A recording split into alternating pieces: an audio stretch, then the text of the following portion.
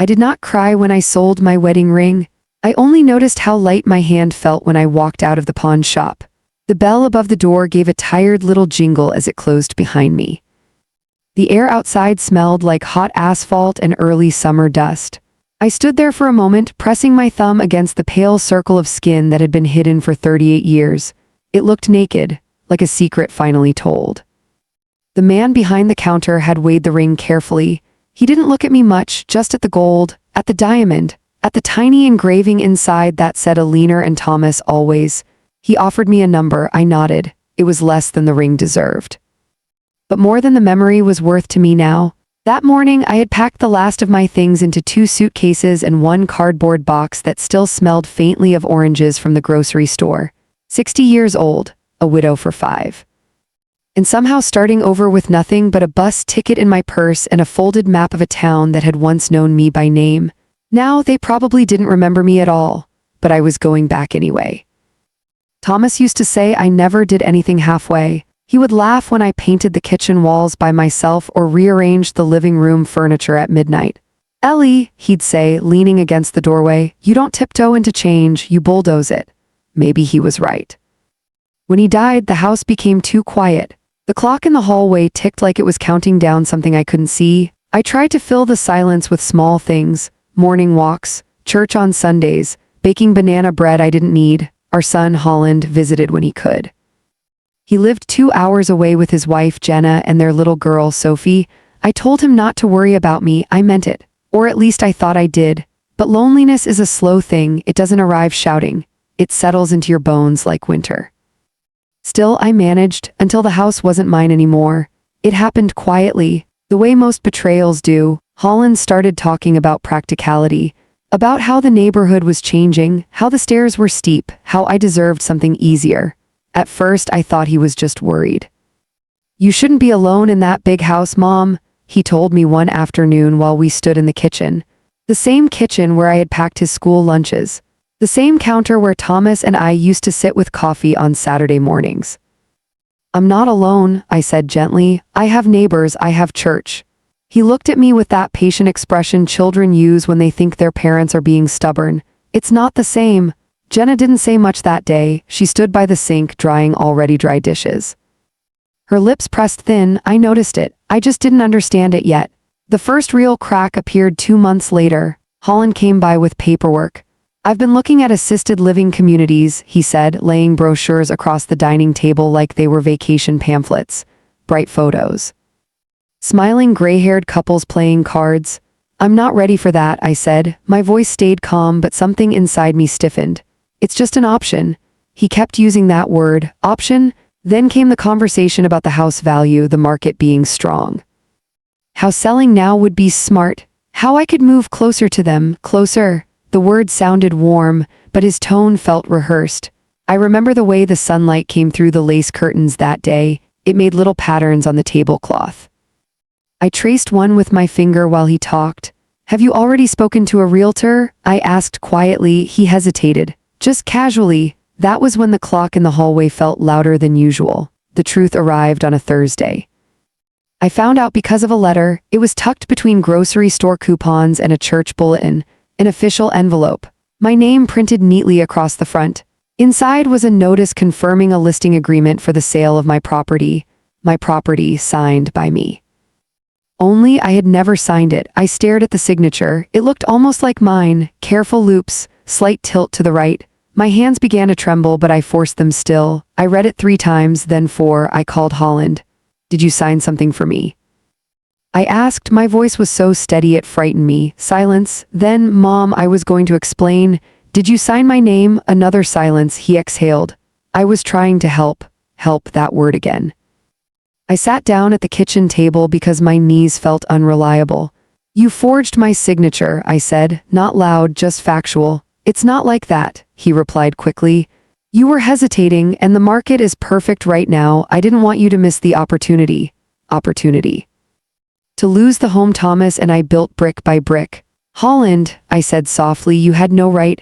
"I'm your son." "Yes," I whispered, "you are." And somehow that hurt more than anything else. I didn't scream, I didn't threaten. I simply hung up the phone and looked around the kitchen one last time. The refrigerator still had Sophie's crayon drawing taped to it, a stick figure family holding hands. I wondered which one of us she would erase first. The house sold within 6 weeks. The papers were corrected. Properly signed this time, by me. I could have fought it. I could have dragged him through legal trouble. But I didn't want my granddaughter to remember me that way, so I signed. And I watched strangers walk through my living room, commenting on natural light. The day I handed over the keys, I kept my back straight. Dignity is sometimes the only thing you have left. Holland assumed I would move closer to him. I let him assume. Instead, I packed my suitcases. I took down the lace curtains. I wrapped Thomas's old flannel shirt in tissue paper. And this morning, I sold my wedding ring, not because I needed the money, but because I needed the weight gone. There is a difference. I bought a one-way bus ticket to Maple Hollow, the small town I had left at 22 when I married Thomas and followed him to the city.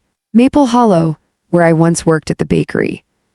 Where my best friend Raylan and I used to sit by the river and talk about the lives we would build. I hadn't been back in almost 40 years. People forget quickly in small towns, and I was counting on that, because I wasn't going back as someone's wife. Or someone's mother. I was going back as myself. The bus arrives in 20 minutes. I press my bare ring finger against my palm and breathe in the heat of the day. Starting over at 60 is not brave, it is necessary. And for the first time in a long while, I feel something unfamiliar rising in my chest. Not grief, not anger, possibility. The bus ride to Maple Hollow took 3 hours and 27 minutes. I counted, not because I was anxious, but because when you are 60 years old and sitting beside a window with nothing but a paper ticket in your purse, time feels like something you should respect. The fields rolled past in wide green stretches, fences, silos, a few scattered farmhouses with peeling white paint.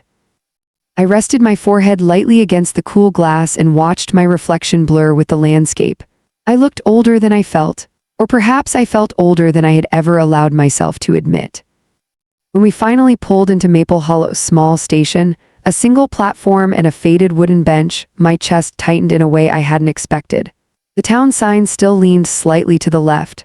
Welcome to Maple Hollow, population 3,482. It used to say 3,510. I stepped down carefully, my knees reminding me that grief ages the body differently than time does. The air smelled different here, cleaner, pine trees and river water. A hint of something sweet from the bakery 2 blocks down. The bakery. For a moment I was 20 again. Flour on my apron, Raylan laughing behind the counter. The bell above the door chiming as boys from the high school pretended to need extra bread just to see us smile. I shook the memory away gently. Nostalgia can be dangerous if you hold it too tightly. I had arranged to rent a small upstairs apartment above the old hardware store on Main Street. I found it through a listing in the local paper. Yes, they still print one here. The landlord, Mr. Bennett, met me at the door. He was in his late 70s, thin and stooped, with hands that looked like they had built everything in town at least once. "You're a leaner, Carter?" he asked, glancing at a clipboard. "Yes." He studied my face for a second longer than necessary. "You from around here?" "Once," I said, "a long time ago." He nodded slowly as if that was explanation enough. The apartment was small but bright. 1 bedroom, a narrow kitchen, windows that overlooked Main Street where pickup trucks parked crookedly and neighbors waved at each other without checking who it was first. The walls were painted a soft yellow, not fresh but cared for. I set my suitcase down near the bed and ran my hand across the windowsill. Dust gathered on my fingertips. It felt honest. "I'll take it," I said. Mr. Bennett smiled faintly. "Most folks your age move in with family." "I prefer quiet," I replied. He didn't question me. That was the first kindness Maple Hollow gave me, silence without suspicion. That first evening I walked to the grocery store 2 streets over. The bell above the door chimed, and for a second I wondered if anyone would look up and recognize me. No one did. A young cashier with a nose ring scanned my bread and milk without a second glance. "Paper or plastic?" she asked. "Paper," I said. My voice sounded steady, even normal. It surprised me how easy it was to disappear. I carried my groceries back to the apartment slowly, feeling the rhythm of the town settle into me. The hardware store closed at 6 sharp. The diner across the street flicked on its neon sign at dusk. Somewhere in the distance, a dog barked twice and then went quiet. In the city, nights were full of sirens and engines. Here, silence had shape. I unpacked my things carefully. Thomas's flannel shirt went into the bottom drawer, not hidden, just folded. I placed one framed photograph on the bedside table, the three of us at Holland's high school graduation. Thomas's arm around my shoulders, Holland grinning, taller than both of us. I turned the photo slightly so I wouldn't see it directly from the bed. That felt like balance. The next morning I woke before sunrise. Habit, I made coffee in the small kitchen and stood by the window watching the town wake up. Delivery trucks. A woman jogging with a golden retriever. The bakery's lights turning on. I hadn't planned on working again. At least not immediately. But sitting alone in a quiet apartment at 8 in the morning made my thoughts louder than I liked, so I walked to the bakery. It wasn't the same one Raylan and I had worked in. That building had burned down years ago, I later learned. This was a newer storefront with large glass windows and a chalkboard sign advertising blueberry scones. When I stepped inside, the smell hit me first. Sugar, yeast, butter. It felt like stepping into a memory that had been waiting patiently. A woman about 40 stood behind the counter. Dark hair pulled into a messy bun, flour dusted across her forearms. "Morning," she said warmly. "What can I get you?" I almost said a job. Instead, I ordered coffee. I sat by the window and watched her move, efficient, focused, calm. After a few minutes, I stood and approached the counter again. "Are you hiring?" I asked. She looked up, surprised but not unkind. "Experience?" I worked in a bakery for 4 years. "A long time ago?" She studied me for a moment, not dismissive, just curious. "I'm Sarah," she said finally. "I could use help in the mornings. It's not glamorous, early hours." "I've never needed glamorous," I replied. She smiled at that. "Come tomorrow at 5. We'll see how it goes." And just like that, at 60 years old, I had work again. The routine settled quickly. Up at 4:30, coffee, walk across Main Street while the sky was still navy blue, unlock the bakery door, tie on an apron. My hands remembered more than I expected. How to knead dough without overworking it, how to test the oven heat by instinct, how to shape rolls evenly without measuring. Sarah didn't ask many personal questions. She respected quiet, but she noticed details. "You're precise," she said one morning as we arranged pastries in the display case. "I had a good teacher," I replied. Thomas had always been patient with my need to get things right. He used to tease me about measuring ingredients twice. "Precision is love in disguise," he once said. I didn't tell Sarah that. Some memories are better kept between the living and the dead.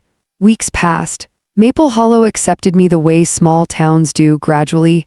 A nod here, a polite smile there. No one called me by my maiden name anymore. No one called me anything at all beyond "ma'am." It should have felt lonely, but it didn't. There was something freeing about not being defined by who I had been to others. I called Holland once a week, short conversations. "How's the apartment?" he'd ask. "Small, quiet." "Are you settling in?" "Yes." He never asked why I hadn't moved closer. I never volunteered the explanation. Jenna didn't come to the phone. Sophie did sometimes. "Grandma, do you have cows there?" she asked once. "No, sweetheart, just trees," she giggled. Her innocence felt like a thread still tying me to my old life. One afternoon, as I was wiping down tables after the lunch rush, I heard a voice behind me. "Ellie?" No one had called me that in years. I turned slowly. Raylan. Her hair was shorter now, silver streaked through brown, but her eyes were the same, bright, searching, sharp. For a moment, neither of us spoke. Then she stepped forward and wrapped her arms around me. "You vanished," she said into my shoulder. "I got married," I replied softly. She pulled back and studied my face. "And now I'm here." Her gaze dropped to my bare ring finger. "Thomas?" she asked gently. 5 years ago." Raylan's expression softened. "I'm sorry," I nodded. We stood there in the quiet bakery, two women who had once believed life would unfold exactly as planned. It never does. "I heard your house sold," she said carefully. "In the city, news travels faster than buses in small towns." "Yes, everything all right." The question hung between us. I could have told her everything about the forged signature, about the ache of betrayal. Instead, I said I needed a change. She watched me a moment longer. "You always did move like a storm, Ellie." I almost laughed. "Not a storm," I said, "just a woman who finally stopped waiting." Raylan squeezed my hand. "Maple Hollow forgets names," she said, "but it doesn't forget stories." I wasn't sure if that comforted me or warned me. That night, as I lay in my small apartment above the hardware store, listening to the distant hum of a passing truck, I realized something. I had escaped the house. I had escaped the forged signature, but I had not yet escaped the question that followed me here. Why had my own son been so eager to move me out? Opportunity, practicality, care. The words didn't fit right in my memory. And as I stared at the ceiling, the faint smell of flour still clinging to my hair, I felt the first small flicker of something I had tried not to feel. Suspicion. Suspicion does not shout. It sits quietly in the corner of your mind and waits for the room to empty. I tried to keep busy, that is the honest truth. The bakery filled my mornings. The scent of yeast and cinnamon kept my hands occupied. Customers came and went. They paid in cash, in coins, in stories about their grandchildren. I listened. I nodded. I learned names. Maple Hollow may forget faces, but it remembers habits. Mr. Dawson came in every Tuesday at 6:15 for rye bread. Mrs. Hargrove ordered lemon squares on Thursdays. A group of high school girls giggled over iced lattes after class. Life felt structured, predictable, and yet late at night when the town fell quiet and the neon diner sign blinked off across the street, my thoughts wandered back to Holland.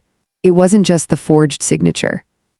It was the urgency, the way he had pushed, the way Jenna had stood by the sink that afternoon drying already dry dishes.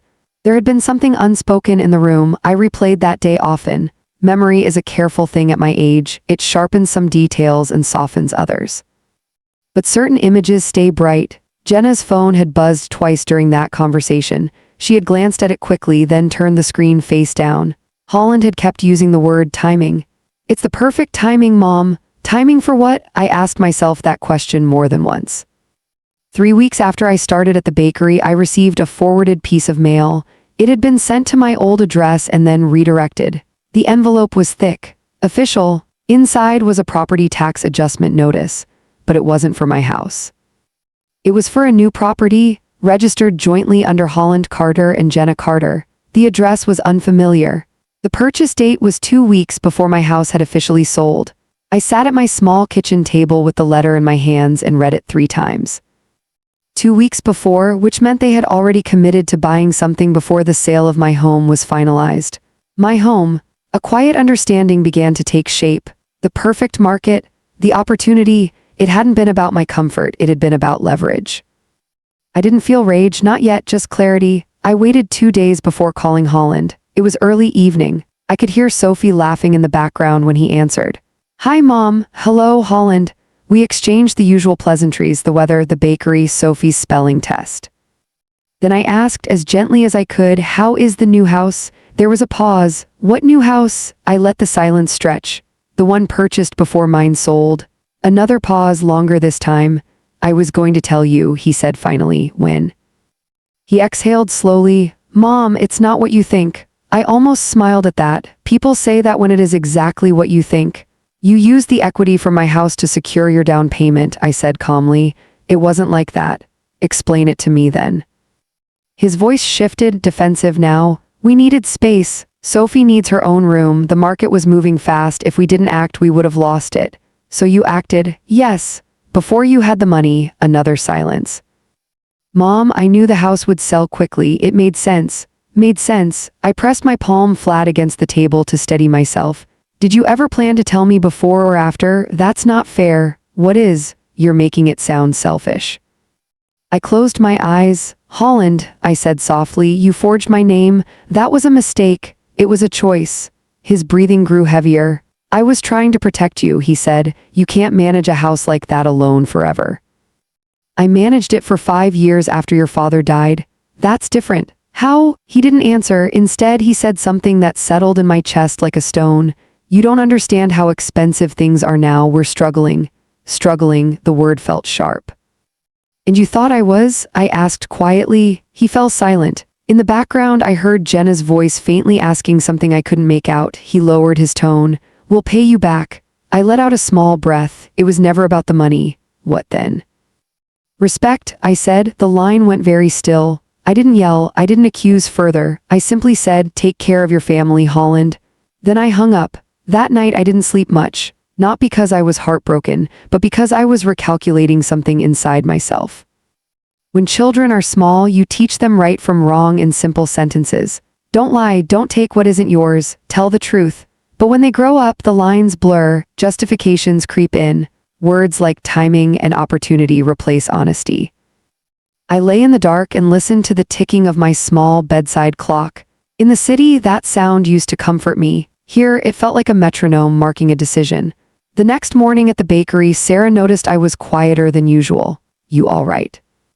she asked as we slid trays into the oven. "Yes." She studied me for a moment. "You don't have to answer that automatically," she said gently. I paused. "I found out my son bought a house before mine sold," I admitted. Her eyebrows lifted slightly. "That complicated?" "Yes," she nodded once. "Children don't stop being children just because they're taller," she said. There was no judgment in her tone, just observation. "Did he lie?" she asked carefully. "Yes." She wiped her hands on her apron. "Then that's the part that matters." The simplicity of her statement steadied me. Not the money, not the house. The lie. Later that week, Raylan invited me to dinner. Her home was modest but warm. Framed photographs lined the hallway. The smell of rosemary chicken filled the air. We sat at her small kitchen table with 2 glasses of iced tea between us. "You didn't come back just for a fresh start," she said after a while. I looked at her. "I didn't come back to hide either," I replied. She reached across the table and covered my hand with hers. "Tell me." So I did. I told her about the forged signature, the rushed sale, the new property. I didn't dramatize it. I just laid the facts out gently like folded laundry. When I finished, she was quiet. "That's not a small betrayal," she said finally. "No, are you going to do something about it?" I considered that question carefully. "I already did," I said. She frowned slightly. "How?" I left. Raylan tilted her head. "That's not a confrontation, that's an exit." "Yes." "And are you satisfied with that?" I didn't answer right away. The truth is I wasn't sure. Leaving had given me space, but space has a way of clarifying what still aches. "I don't want revenge," I said slowly. "But I don't want this rewritten as a misunderstanding either." Raylan's eyes sharpened. "Then don't let it be." A few days later, something small happened that confirmed what my instincts had begun to whisper. I received an email from Holland. Subject line, quick question. He wanted access to the remainder of the sale funds, the portion I had placed in a separate account before leaving. "It would help stabilize things," he wrote. "Just temporarily." Temporarily, I stared at the screen for a long time. This wasn't about one decision. It was about a pattern, urgency, need, justification, and beneath it all, assumption. The assumption that I would comply, that I would soften, that motherhood meant permanent sacrifice without question. I closed the laptop slowly. Then I looked down at my bare ring finger. Thomas used to tell me I was stronger than I realized. I never fully believed him, until now, because something had shifted. Not in anger, not in bitterness, but in clarity. I was not going to be managed, not by my son, not by circumstance, not by guilt. And as I stood there in my small kitchen above the hardware store, the late afternoon light casting long shadows across the floor, I understood something else too. If I wanted dignity, I would have to claim it publicly. Not loudly, not cruelly, but clearly. The town may have forgotten my name, but it would remember my voice. The day I decided to confront my son, I woke before my alarm. It was still dark outside. The sky held that quiet blue just before morning admits itself. I sat on the edge of my bed and pressed my feet to the cool wooden floor. For a moment, I listened to the hum of the town below me, the faint rattle of a delivery truck, the soft clink of metal from the hardware store owner unlocking his gate. Ordinary sounds. They steadied me. I was not calling Holland to fight. I was calling him to finish something. There is a difference. I made coffee. I didn't rush. I tied my hair back neatly. I even put on lipstick, not for him, but for myself. Dignity has rituals. At 7:30, I dialed his number. He answered on the 4th ring. "Mom, everything okay?" "Yes," I said. "I'd like to talk properly." A pause. "I'm on my way to work. This won't take long." Another pause. I could hear the click of his car door closing, the low rumble of the engine starting. "All right," he said. "Go ahead." I took a breath. "I received your email." Silence. "I won't be releasing any more funds." His tone tightened. "Mom, it's not like I'm asking for charity. It's just until we stabilize." "You already stabilized," I said gently. "You bought a house." "That's not fair." "No," I replied. "Forging my signature wasn't fair." He exhaled sharply. "We've been over this." "Have we?" I asked. The line grew quiet again. I continued calmly. "Holland, I need you to answer one question honestly." "What?" "If I had refused to sell the house, what would you have done?" He didn't answer immediately, and that silence told me more than any words could. Mom, he began slowly, we were already in motion. The deposit was down, we had commitments. So you would have pressured me further. That's not what I'm saying. It is. He raised his voice slightly. You don't understand the pressure we're under. And you don't understand what it felt like to open a letter with my forged name on it, I replied, still steady. Another long pause. Then he said something I hadn't expected. Jenna thought you'd never leave that house. She said we'd be stuck forever if we waited. There it was, not just urgency, resentment. Stuck, I repeated softly. She didn't mean it like that. How did she mean it? He faltered. She just thought you were holding on to the past, that you wouldn't adapt. I felt something inside me settle, not anger, but recognition. I had not been part of their plan, I had been an obstacle. I see, I said quietly. Mom, don't twist this. I'm not twisting anything, I'm listening. His voice lowered. She worries about our future. And I did. Silence again, I let it stretch. Then I said the thing I had rehearsed in my mind all night. You will not ask me for money again. That's harsh. No, I said gently, it's clear. He sounded frustrated now. So what, you're just going to sit on it while we struggle? I am going to secure my future, I replied, the way you secured yours. The line went very still. For a moment I thought he might apologize. Instead he said, you're choosing pride over family. That one almost pierced, almost. I am choosing boundaries, I answered. He didn't respond. Finally I said, I love you, that hasn't changed. His voice softened slightly. Then why does it feel like punishment? Because you're not used to me saying no, and that was the truth. After I hung up, my hands trembled, not from fear, but from release. For 60 years I had been accommodating, a wife, a mother, a peacemaker. I had always smoothed edges. That morning I let them stay sharp. But the real discovery came later that week. It wasn't from Holland, it was from Sophie. She called on a Sunday afternoon. Grandma, yes, sweetheart, Daddy and Mommy were fighting. My chest tightened. About what? You. Children do not soften truths. What did they say? I asked gently. There was a small sniffle on the other end. Mommy said you ruined everything, and Daddy said you didn't understand. Ruined, the word echoed. I'm sorry you heard that, I said carefully. Are you mad at us? My throat closed for a moment. No, I whispered. Never at you. Are you coming for Christmas? I looked around my small apartment, the yellow walls, the quiet window, the life I had begun rebuilding. I don't know yet, I said honestly. She was quiet for a second. I like your town, she said. It sounds peaceful. It is, I replied softly. After we hung up, I sat very still. This wasn't just financial strain. It was blame. Somehow my refusal to continue funding their choices had turned into an accusation against me. That realization hurt more than the forged signature. Because it meant the story had already been rewritten in their house. I was no longer the mother who sacrificed. I was the obstacle who withheld.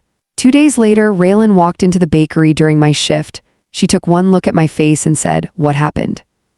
I wiped my hands slowly. They're telling Sophie I ruined things. Raylan's eyes darkened. That's not acceptable. No, I agreed. She leaned against the counter. So what are you going to do? I thought about that carefully. I had already confronted Holland privately. But sometimes truth needs witnesses, not for revenge, for clarity. I'm going to visit, I said. Raylan straightened. Are you sure? Yes. You just said you weren't going for Christmas. This isn't Christmas, I replied. This is correction. The following weekend, I took the bus back to the city. The same road, the same fields, but I felt different, stronger. When I arrived at their new house, it was larger than I had imagined. 2 stories, fresh paint, a wide porch with rocking chairs. It was beautiful. And it had been secured with urgency built on my home. Jenna opened the door. She looked surprised. Eleanor, her tone was careful, polite. May I come in? I asked. She hesitated only a second before stepping aside. Holland came down the stairs when he heard my voice. Mom, you didn't say you were coming. I wanted to see it, I said calmly. We stood in the living room, hardwood floors, new furniture, sunlight pouring through large windows. It's lovely, I said honestly. Jenna folded her arms. We worked hard for it. I'm sure you did. Silence settled between us. Sophie ran in from the kitchen and threw her arms around my waist. Grandma, I hugged her tightly, then I looked at Holland and Jenna. I didn't come to argue, I said. I came to clear something up. Jenna's jaw tightened slightly. What? I did not ruin anything, I said evenly. You made a financial decision based on an assumption. That assumption was that I would comply. Holland shifted uncomfortably. That's not, it is, I said gently but firmly. I turned to Jenna. You believed I would never leave my house, that I was holding you back. She looked startled. Holland told you that? He didn't need to, it was obvious. Her silence confirmed it. I was not an obstacle, I continued. I was a person. The room felt still. You forged my name, I said to Holland, and then you told your daughter I caused your hardship. He looked ashamed now. I didn't mean for her to hear that, but she did.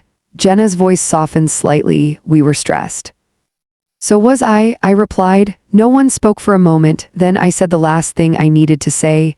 I will not fund your future, but I will not be painted as your villain either. Holland's shoulders sagged. We shouldn't have handled it that way, he admitted quietly. Jenna didn't speak, but her arms slowly unfolded. That was the first sign of something shifting. Not reconciliation, not yet, but acknowledgement. And sometimes acknowledgement is the beginning of repair. I stayed for an hour. We drank coffee. We didn't laugh, but we didn't shout either. When I left, Sophie hugged me again. Come back soon, she said. I will, I promised. As I walked down their porch steps, I felt something steady settle in my chest. I had not begged. I had not accused beyond truth. I had simply stood in my own voice, and that changes the air in a room. On the bus ride back to Maple Hollow, I did not look out the window. I looked at my hands. They were steady. For the first time since the letter with the forged signature had arrived, I did not feel like something was unfinished. I had said what needed to be said. I had looked my son in the eyes and reminded him that I was not an extension of his plans. But clarity does not erase consequence. When I returned to my apartment above the hardware store, the silence felt different. Heavier, not lonely, just reflective. I unpacked slowly, folded my coat, set my purse on the small kitchen table. The late afternoon light slanted across the yellow walls, catching the dust in the air. I realized something then. Leaving had been my first act of strength. Confronting him had been my second, but neither addressed the deeper question. What did I want now? Not in reaction to Holland. Not in defense of myself, but in ownership of the years I still had. The next morning at the bakery, I arrived earlier than usual. Sarah was already there, measuring flour. You look different, she said without looking up. Different how? Settled. I tied on my apron. I visited my son. She paused, then nodded once, and I spoke clearly. She gave a small approving hum. That's rare. What is? People your age still choosing themselves. I smiled faintly. It took me 60 years. Better late than never, she replied. We worked in silence for a while. The rhythm of kneading dough, the scrape of metal trays, the soft roar of the oven. There is something healing about repetition. It reminds you that life continues whether you are wounded or whole. That afternoon, Raylan stopped by with a folded newspaper in her hand. You should see this, she said. It was the Maple Hollow Gazette. On the second page, beneath announcements about a town fundraiser and a high school basketball win, there was a small column. Community investment meeting, open discussion on revitalizing Main Street businesses. Raylan tapped the page. You always said this town needed a better place for people to gather. I raised an eyebrow. I was 22. And right, she said firmly. I scanned the notice. The town council was offering small grants to encourage new business ideas, cafes, community spaces, services that would bring foot traffic back to Main Street. Why are you showing me this? I asked. Raylan's eyes held mine. Because you're not here to hide. The words landed softly. She was right. I hadn't come back to disappear. I had come back to rebuild. But I had been rebuilding quietly, carefully, small steps. What if I did something larger? That night I lay awake thinking about flour, about mornings at the bakery. About how customers lingered at the small 2 tables by the window, wishing there were more chairs, more warmth, more space to talk. Maple Hollow didn't have a place like that anymore. The old diner was closing at dusk now. The coffee shop that once stood on the corner had turned into a storage office. People came to buy, they didn't come to stay, and I thought about the years ahead of me. I did not want to simply exist in them. I wanted to build something that was mine. Not inherited, not sacrificed. Mine. The next week I attended the community meeting. It was held in the small town hall, wooden floors, folding chairs, the faint smell of old paper and floor polish. About 30 people showed up, farmers, shop owners. A few younger couples with toddlers on their hips. The mayor, a round-faced man named Harold, stood at the front. We want ideas, he said. Real ones, not just talk. People offered suggestions, a car wash, a discount clothing store, expanding the hardware shop. I listened quietly. Then Raylan nudged my elbow. Go on, she whispered. My heart thudded once. I stood. My name is Alina Carter, I said. A few heads tilted, recognizing the name faintly. I grew up here, I continued, and I think Maple Hollow needs a place to sit. There were a few polite chuckles. I'm serious, I added gently. A cafe, not just for coffee, for conversation, for morning newspapers, for older folks who don't want to sit alone, for teenagers who need somewhere safe after school. Harold leaned forward slightly. We already have the diner. It closes at 6, I said, and it doesn't invite people to linger. Silence settled thoughtfully over the room. I continued. I've worked in bakeries most of my life. I know how to run a kitchen. I know how to make it warm. I'd like to apply for the grant. A murmur spread. Someone in the back said, You're starting a business at 60? I smiled. Yes, there was no defensiveness in my tone, just fact. Harold cleared his throat. We'd need a proposal. You'll have one, I said. As I sat down, my hands trembled slightly, not from fear, from recognition. This was not revenge. This was reclamation. Over the next few weeks, my small apartment filled with papers, business plans, budget estimates, equipment lists. Sarah noticed the shift in me immediately. You're leaving, she said one morning as we arranged pastries. Eventually, you're opening something? Yes, she nodded slowly. I figured, you're not upset? She shook her head. You're not meant to stay small. The words startled me. I had spent much of my life shrinking, smoothing, softening, yielding. Now I was expanding, and it felt natural. Holland called one evening. I heard from Aunt Linda you're starting a cafe. News travels quickly in families too. Yes, I replied, that's ambitious, I suppose. A pause. Do you need help? He asked cautiously. The question surprised me. Financially, I clarified, no, just advice.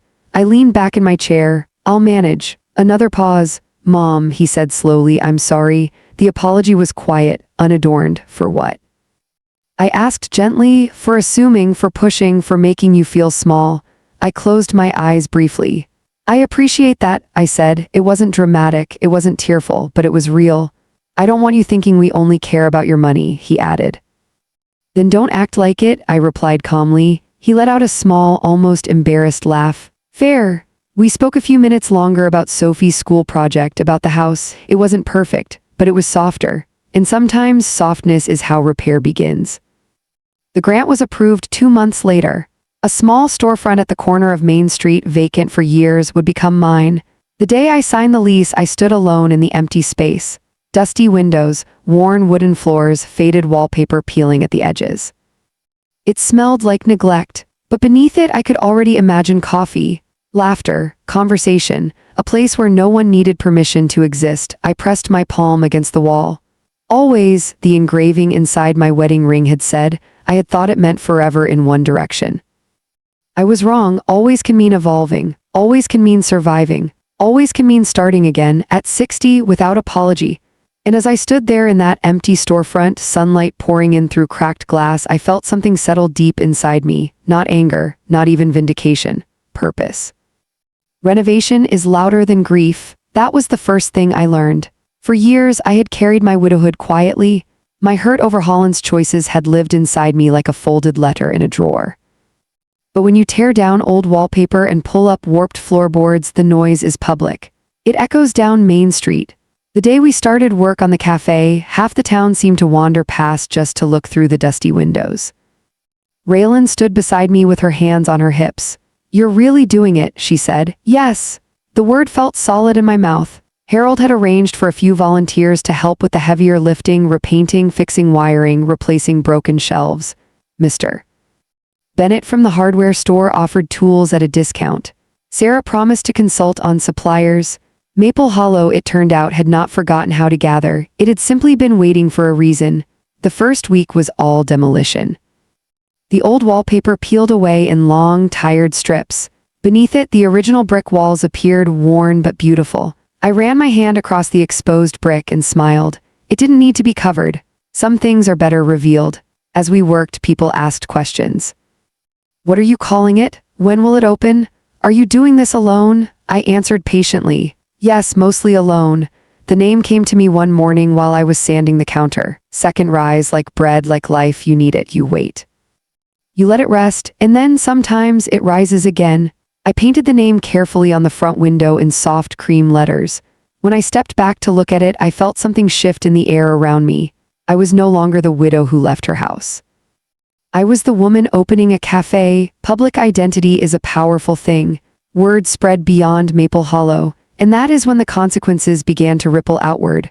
A week before the opening, my sister-in-law Linda called. "I heard about your little project," she said, her tone thin. "It's not little," I replied calmly. "Well," she continued, "people are talking." "About what?" "About how you left Holland in a tight spot." I closed my eyes briefly. There it was, the narrative had traveled. "I didn't leave him," I said evenly. "I stopped financing him." Linda clicked her tongue. "You know how families work, Alina." "Yes," I said quietly, "I do. And now you're opening a business while they're struggling." "They are not struggling," I replied. "They are adjusting to a mortgage they chose." Silence. "You've changed," she said finally. "No," I answered, "I've clarified." I ended the call gently, not angry, just aware. The story of what happened would not stay contained within our walls. It never does. Families rewrite events to protect themselves. But I had already stood in my truth publicly once in that living room in front of Holland and Jenna. I could stand in it again. 2 days later, Holland called. "I heard Aunt Linda phoned you." "Yes," he sighed. "She thinks you're being dramatic." "I'm not," I said. "I know," he replied quietly. That surprised me. "Do you?" I asked. "Yes." There was a pause. "Mom, people are asking why you moved back to Maple Hollow instead of closer to us." "And what are you telling them?" Another pause. "That you wanted a change." "That's accurate," I said, "but they're asking more than that." I could hear something in his voice now, not frustration, not defensiveness, unease. "They're asking if we pushed you out," he said. The question hung between us. "And did you?"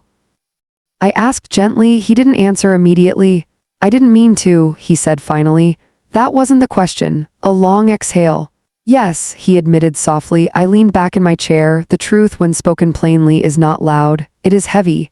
"I appreciate your honesty," I said. "I didn't realize how it looked," he continued.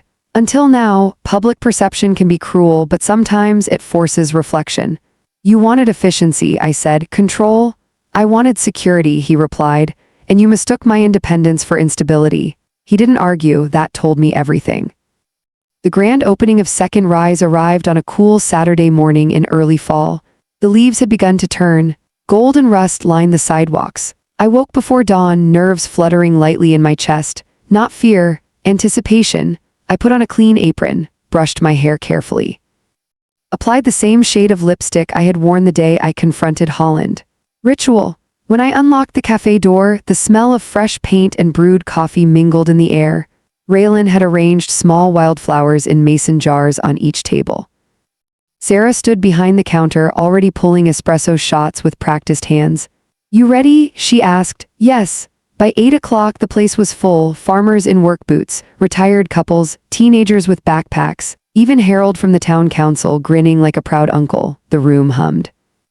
Laughter rose in soft waves, coffee cups clinked, chairs scraped gently against the floor, people lingered. That was the difference. They lingered. Around 10 the bell above the door chimed again, and the room went slightly quieter. Holland stepped inside. Jenna followed behind him, Sophie clutching her hand. For a moment I simply looked at them, not with accusation, not with resentment, just with recognition. They looked uncertain. Sophie broke the tension first. "Grandma," she called, running toward me. I bent down and hugged her tightly. "You came," I said. "Daddy said we should see your cafe." I looked up at Holland. He met my eyes. "We wanted to support you," he said. Jenna nodded slightly. "It's beautiful," she added. I gestured toward a table near the window. "Sit," I said. The room watched discreetly. Small towns pretend not to notice, but they always do. As I brought them coffee and a plate of warm cinnamon rolls, I felt something profound settle inside me. This was the public consequence. Not scandal, not humiliation, visibility. They had pushed me out quietly. Now they were walking into what I built loudly, without my money, without my compliance. With my name on the window, Holland looked around at the crowded room. "You did this," he said softly. "Yes," I replied. He swallowed. "I'm proud of you." The words were simple, but they mattered. Jenna reached for her coffee cup. "I underestimated you," she said quietly. I met her gaze. "Yes," I answered. There was no sharpness in it, just truth. Sophie swung her legs under the chair. Can we come every weekend? She asked. I smiled. Of course. And in that moment, something shifted publicly and privately at once. The narrative changed. I was no longer the mother who withheld. I was the woman who built. And as sunlight streamed through the cafe windows, illuminating the soft cream letters of Second Rise, I understood something deeply. Justice does not always look like punishment.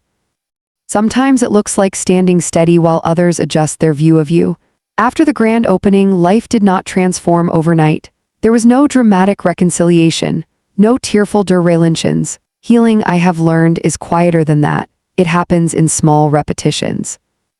Holland and Jenna began visiting once a month, not out of obligation. At first, I think it was curiosity. They would sit by the window, order coffee like regular customers, watch the town move around them.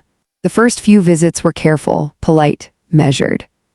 But tension softens when exposed to ordinary moments. Sophie would draw at the small table near the counter while I wiped down surfaces. Sometimes she would look up and say, "Grandma, this place smells like hugs." I never corrected her. One afternoon, about 2 months after the opening, Holland arrived alone. It was late. The cafe had quieted down to just a few customers. He sat at the counter instead of a table. "I drove out here after work," he said. "That's a long drive," I replied, pouring him coffee. He nodded. "I needed to talk." I waited. "I've been thinking about what you said about control." I dried a cup slowly, and I didn't realize how much I was trying to manage everything, even you. I didn't interrupt, he continued.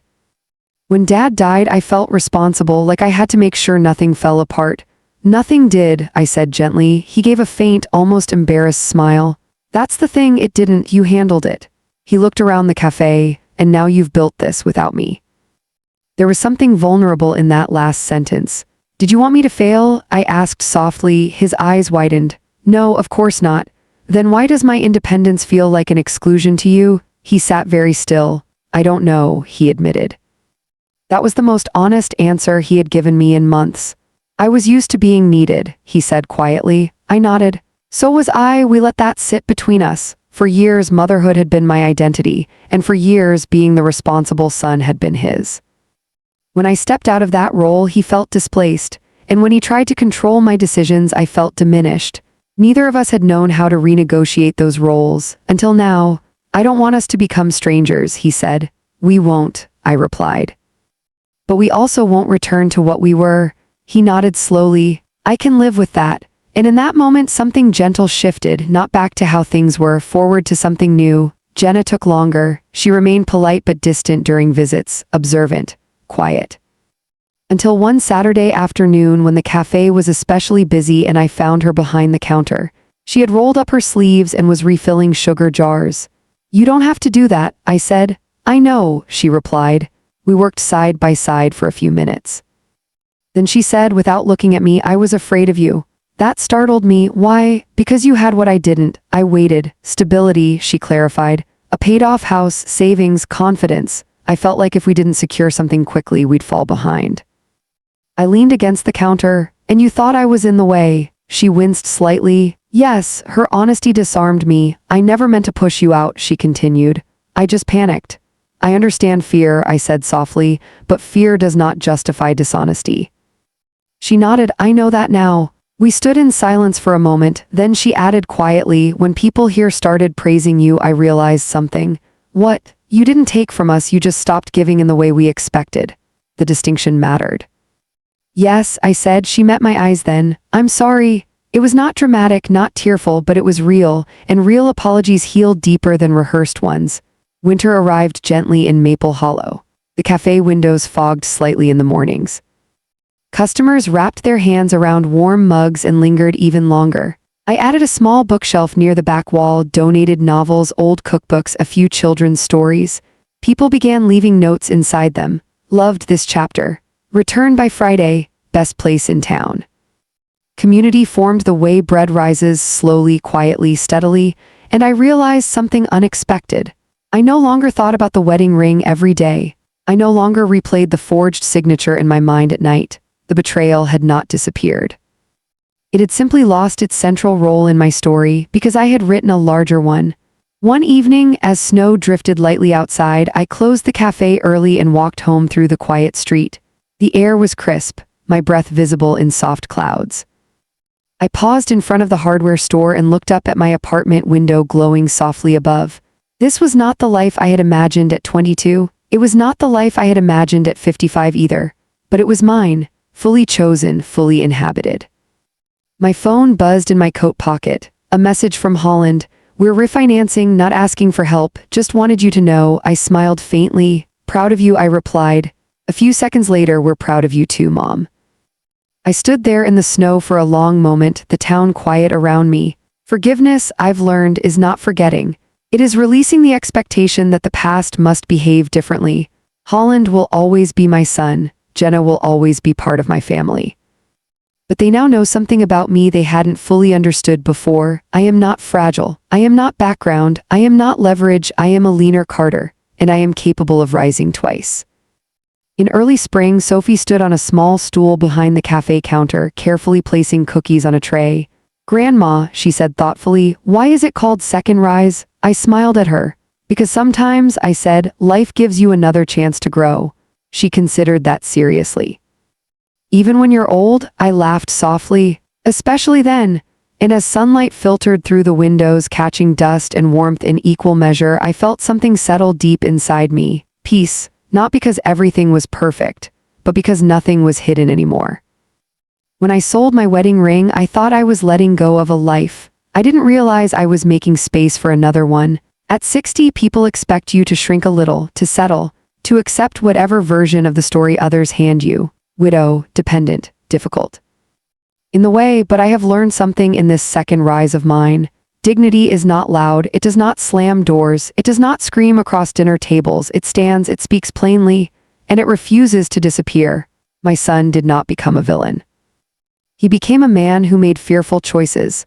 My daughter-in-law did not become my enemy. She became a woman who mistook urgency for wisdom, and I became someone who finally stopped negotiating her own worth. The cafe still opens at 5 each morning. The smell of bread still fills the air before the sun fully rises. Some days are slow, some days are busy, some days my knees ache a little more than they used to, but every single day I unlock that door knowing I walked into this life by choice. Not by force, not by guilt, not by someone else's signature. If you are listening to my story tonight, maybe you are standing at your own quiet crossroads. Maybe someone has made a decision for you. Maybe someone has mistaken your kindness for permission. Maybe you are wondering if it's too late to begin again. Let me ask you something gently. Would you have sold the ring? Would you have left the house? Would you have chosen yourself even if it meant being misunderstood for a while? Tell me in the comments. I read them more often than you think. And if this story reminded you that it is never too late to rise again, consider subscribing or supporting this channel.